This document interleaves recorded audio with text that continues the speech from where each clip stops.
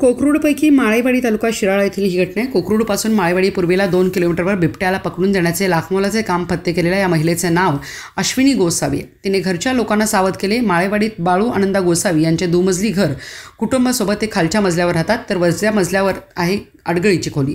ती वापरतात कपडे सुकवण्यासाठी, त्यामुळे खोलीचा दरवाजा रात्रभर उघडा असतो।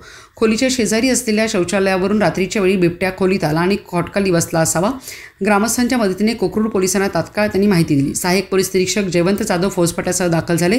वन विभागाचे अधिकारी घटनास्थळी दाखल झाले। वनपाल अनिल वाजे यांनी बिबट्याला जेरबंद केले। वन खात्याने दरवाजावर पिंजरा लावला। पिंजऱ्याभोवती अंधार पडावा यासाठी गवत कापड आधी लावले। त्यानंतर खोलीच्या खिडकीतून बिबट्याला पिंजऱ्याकडे जाण्यासाठी हुसकावले। पिंजरा लावल्यावर अवघ्या 5 मिनिटात बिबट्या पिंजऱ्यात कैद झाला आणि सर्वांनी सुटकेचा निश्वास सोडला। बिबट्याला रेस्क्यू वाहनामधून शिराळा येथील वन विभागाच्या कार्यालयात आणले। त्या ठिकाणी त्याची पशुवैद्यकीय अधिकाऱ्यांनी तपासणी केली। त्यानंतर त्याला नैसर्गिक अधिवासात सोडले।